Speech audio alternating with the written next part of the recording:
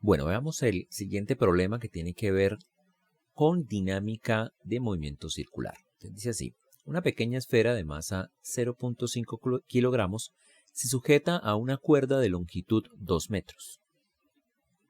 La esfera ejecuta un movimiento circular uniforme, es decir, la magnitud de su velocidad es constante, y la magnitud de su velocidad, siempre constante por supuesto, es de 4 metros por segundo. Determinar la fuerza que la cuerda ejerce sobre la esfera. Asumir que la cuerda y la esfera están en el espacio libre. Entonces vamos a asumir que la cuerda está sujeta a uno de sus extremos, puede estar en una nave espacial, y el otro extremo está fijo en la esfera y la esfera es la que produce este movimiento circular. Entonces vamos a hacer un esquema. Bueno, entonces tenemos aquí nuestro eje Y, nuestro eje X. Esta sería la trayectoria circular. Esta blanca aquí es la esfera pequeña y esta azul es la cuerda, ¿no? Entonces está ejecutando un movimiento circular. La cuerda mide 2 metros, que ese es el radio que pongo acá. Entonces la distancia que hay entre este punto y cualquier punto de la trayectoria es igual a 2. Bueno, nos dicen que la magnitud de su velocidad, vector velocidad, es de 4 metros por segundo. El vector velocidad es un vector que siempre es tangente a la trayectoria. Vamos a dibujarlo de esta manera, ¿no? Entonces sería perpendicular, digamos, a la línea que va del centro a donde está la partícula. En este caso aquí está la cuerda.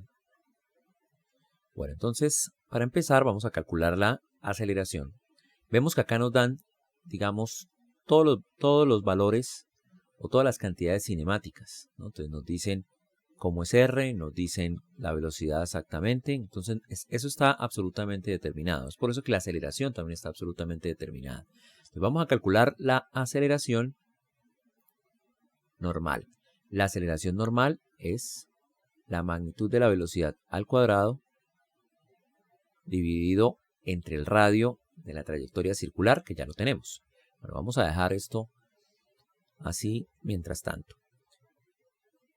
Calculemos ahora la aceleración tangencial. La aceleración tangencial es igual a dv dt. Pero como la velocidad es una constante, esto es vectorial, esto es igual a 0. Debido a que de este movimiento conocemos la aceleración en ambas componentes, entonces podemos plantear la segunda ley de Newton. Entonces sabemos que la suma de fuerzas en la dirección normal es igual a la masa por la magnitud de la velocidad al cuadrado dividido entre R. Y aquí sabemos que la suma de las fuerzas en la dirección tangencial es igual a 0. Bueno, entonces aquí el análisis es el siguiente. La aceleración normal nos da una constante, aquí la tenemos mv cuadrado sobre r, ¿no? Y vamos a dibujarla acá. La aceleración tangencial es igual a 0. Entonces, acá dibujamos la aceleración normal. La aceleración tangencial iría en esta dirección, porque aquí es donde queda el eje tangencial. Pero entonces, como es 0, no dibujamos nada. Y resulta que la aceleración normal concuerda con ser la misma aceleración, ¿no? Recordemos que la magnitud de la aceleración es igual a la raíz cuadrada de a normal al cuadrado más a tangencial al cuadrado, y en este caso sería igual a normal. Entonces, el vector aceleración es este que vemos acá. Entonces, la magnitud de él es AN y vamos a colocar acá vector aceleración. Entonces, el vector aceleración siempre va hacia el centro de la trayectoria, como en todo movimiento circular con velocidad constante. Continuemos con el análisis de esta ecuación. Entonces, es lo siguiente. Tenemos que la suma de fuerzas ya sabemos cómo es. Sin embargo, ¿qué tenemos acá? Un objeto que está interactuando solamente con una cuerda. Eso implica que la cuerda le está haciendo una fuerza. Es el único candidato a ser una fuente de fuerza para la partícula. Entonces, vamos a decir que solamente existe una fuerza y es la fuerza que la cuerda le hace a la partícula. Entonces, Por lo general, la fuerza que hacen las cuerdas en los cuerpos le ponemos el nombre de T. Entonces, vamos a decir que T es la fuerza que la cuerda le hace a la partícula. En este caso, T sería la magnitud de esa fuerza y ya la podemos calcular. La suma de fuerzas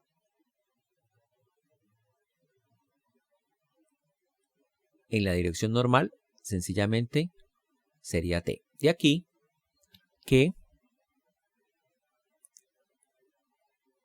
T, que la magnitud de la fuerza que hace la cuerda, sea igual a la masa por la velocidad al cuadrado, magnitud, sobre R. Bueno, y eso es igual, según los datos del problema, a 0.5, que es la masa, la magnitud de B, que es 4 al cuadrado, dividido entre el radio, que en este caso sería 2.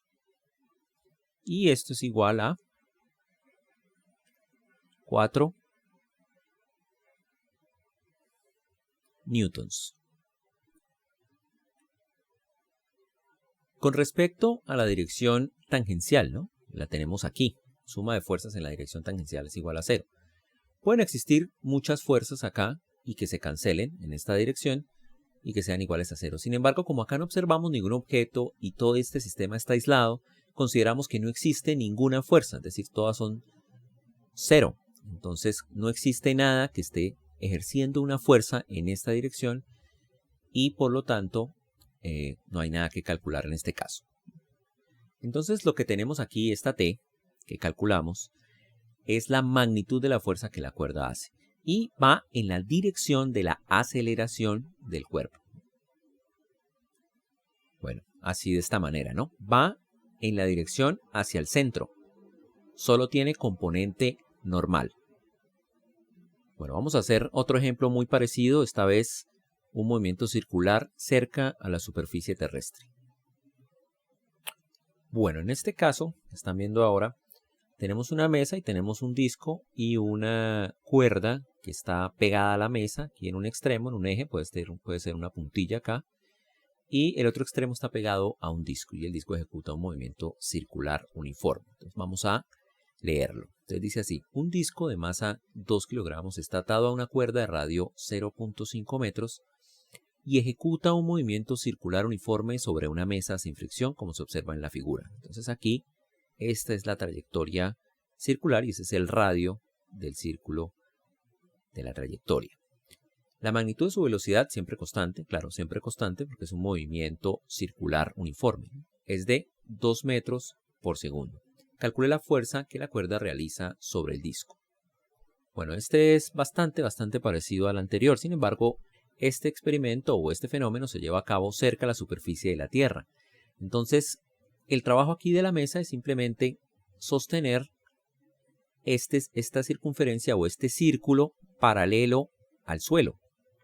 Bueno, para hacer el análisis vamos a considerar ahora no solo eje X y Y, sino vamos a considerar los 3 ejes y vamos a encarar esta situación de forma tridimensional. Bueno, entonces tenemos nuestros ejes X y Y siendo paralelo, o sea, el plano que forman X y Y es paralelo al plano de la mesa y es paralelo al suelo.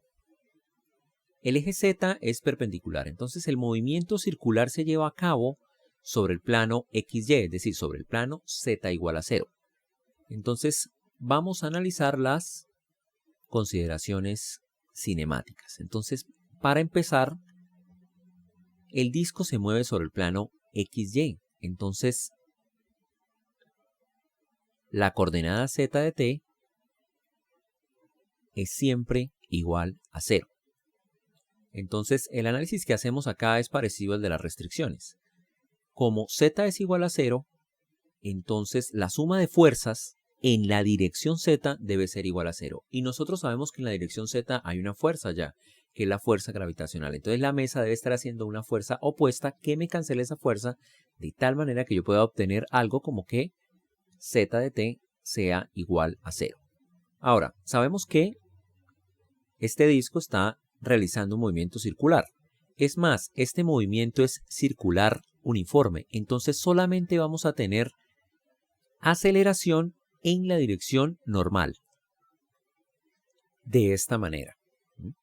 Entonces, ¿cómo calculamos la aceleración normal? La aceleración normal es igual a la magnitud de la velocidad al cuadrado dividido en el radio de la circunferencia.